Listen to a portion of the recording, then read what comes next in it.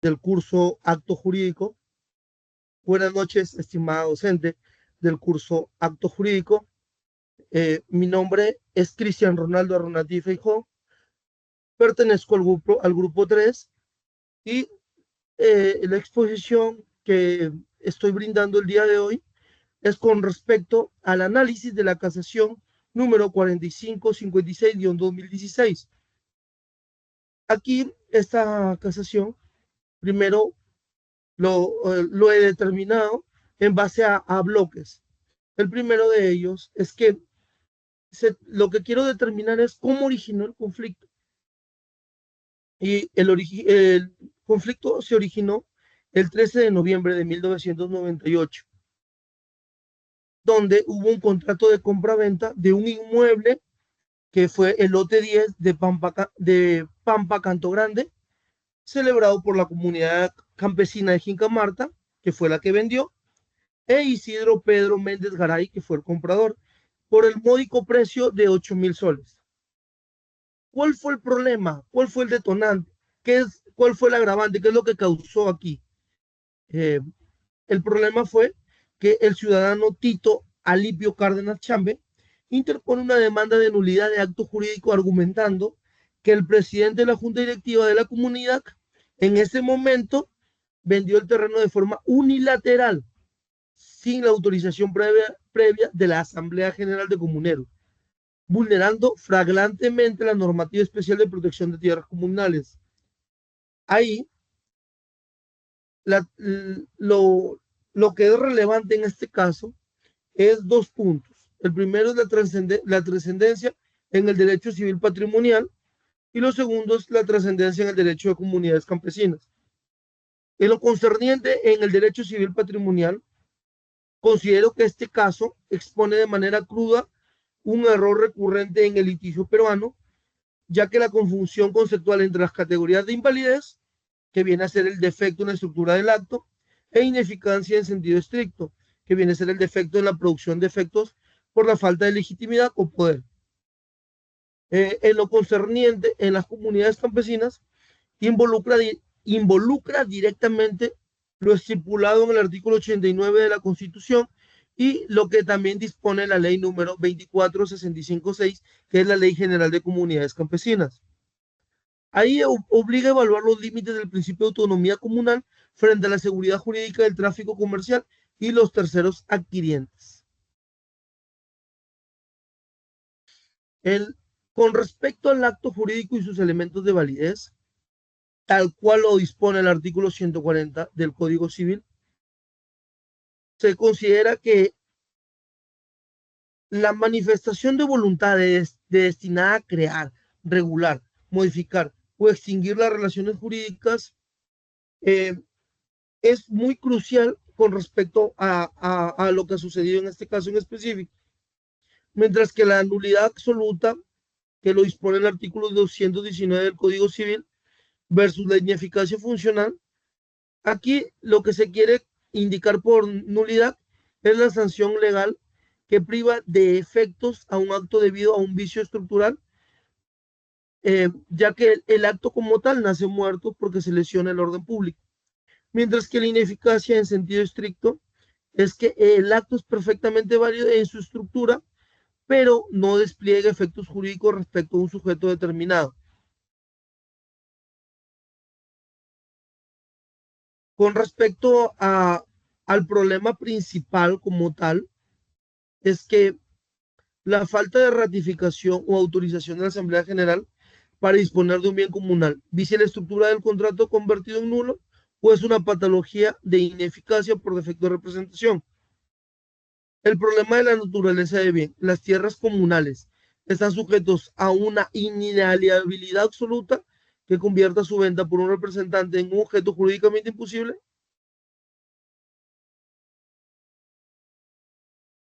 Aquí, en primera instancia, lo indicado por el juzgado civil de San Juan del Urigancho. El fallo fue que declaró infundada la demanda, ya que el juzgado determina que el demandante no logró probar que las partes hubieran sido fingido la compraventa, es decir, una simulación. Respecto a la falta de utilización de la Asamblea, resolvió que es un problema vinculado al estatuto y a la representación interna de la persona jurídica, lo cual sitúa el debate en el terreno de la eficacia, más no de la nulidad estructural. Lo que indicó la segunda instancia es que la sala superior especializada, ¿en qué falló? El fallo lo que sucedió es que confirma la sentencia apelada, es decir, mantiene la demanda como infundada, ya que realizando un análisis del artículo 219 del Código Civil y concluyendo que el terreno en cuestión es perfectamente comercializable, por lo que el objeto es lícito y jurídicamente posible. Los vicios de representación de los dirigentes no anulan el acto jurídico como tal. La sede casatoria, aquí la Sala Civil Transitoria de la Corte Suprema falló es declarando infundado el recurso de casación.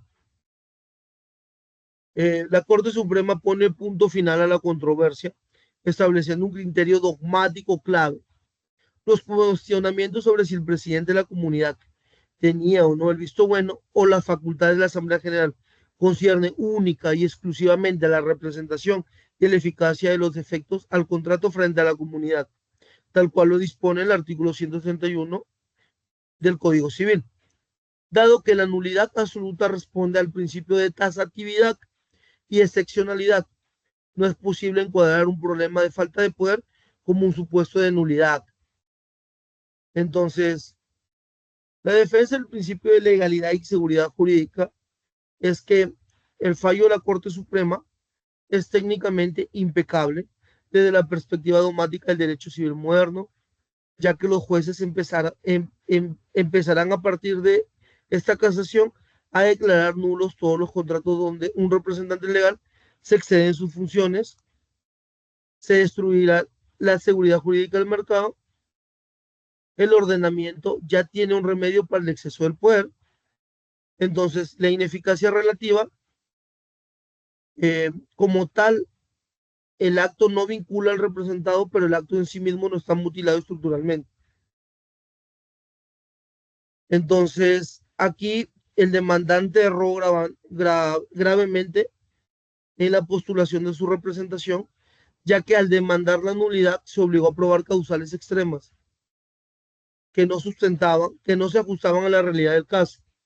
Si la estrategia se hubiera enfocado en solicitar la ineficacia del acto jurídico por falsus procurador, artículo 161 del Código Civil, demostrando fehacientemente que la comunidad jamás ratificó el acto y que el presidente violó los límites de su estatuto, el destino del proceso hubiera sido completamente distinto y probablemente favorable para la defensa del patrimonio comunal. Aquí la omisión constitucional es que a pesar que el fallo es civilmente correcto, considero que la Corte Suprema perdió una oportunidad histórica para desarrollar doctrina sobre lo estipulado en el artículo 89 de la Constitución, ya que las comunidades campesinas no son corporaciones mercantiles ordinarias, sus tierras gozan de protección constitucional especial debido a su valor cultural, social y económicamente colectivo. La Corte debió delimitar con mayor rigor cómo deben protegerse las comunidades frente a juntas de directivas corruptas, ¿no? O desleales que disponen del patrimonio colectivo de manera unilateral, instando a que se utilicen las vías de ineficiencia o de responsabilidad civil y penal correspondiente de forma más accesible, ¿no? Entonces, en base a todo lo antes expuesto, el grupo 3 nos hemos concluido en tres puntos, en tres conclusiones principales, ¿no?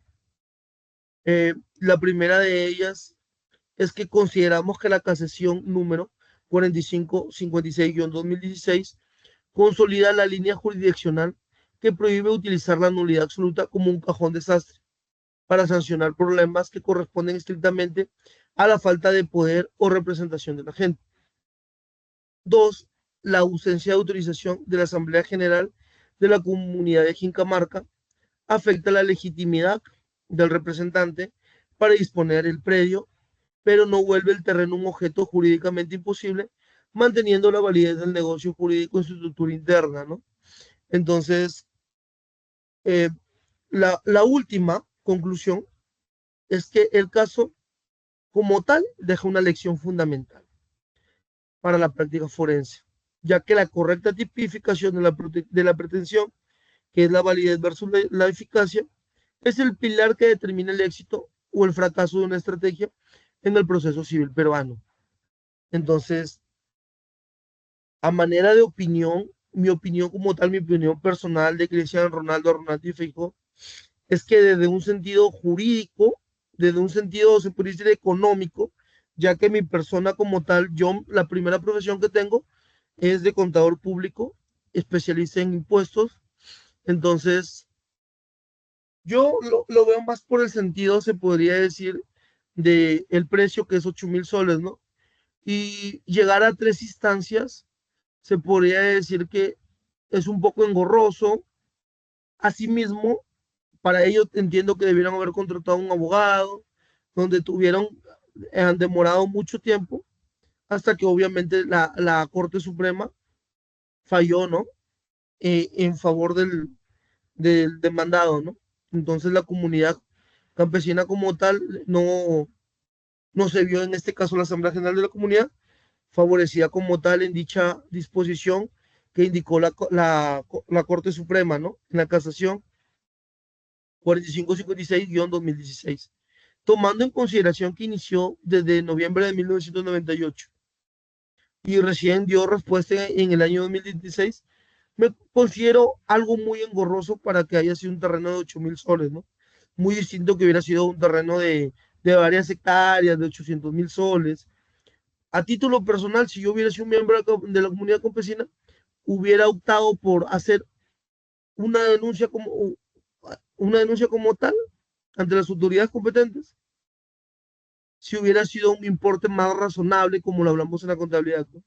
Pero tomando en consideración ya la parte, se podría decir, legal, la parte de justicia, sí considero que hubiera sido un precedente como para que la Corte Suprema pueda disponer, como lo estipuló en el artículo 89 de la Constitución Política del Perú, ante la protección de la comunidad campesina, tomando en consideración su valor como tal, ¿no? Sobre el desarrollo de las comunidades campesinas, su cultura y lo que se entiende como tal, ¿no?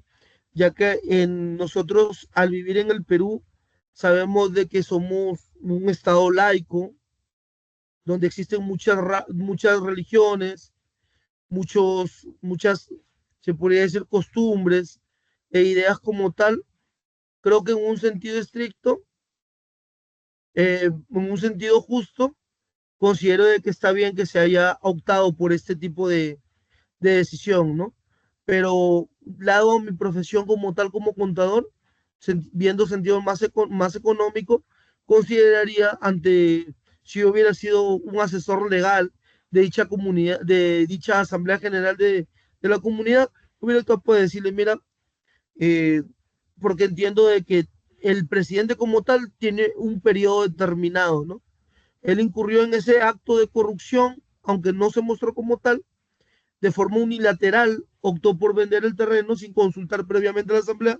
Ok, está bien, pero se termina su mandato y obviamente luego, como asamblea como tal, ya no optaríamos para reelegirlo y se trataría de excluir de la asamblea como tal, ¿no? Ya que 8.000 soles no lo considero como tal muy económicamente importante, ¿no? Sin más que decir, estimado docente, le agradezco por la atención que me está brindando en este momento y me procedo a despedir. Muchas gracias.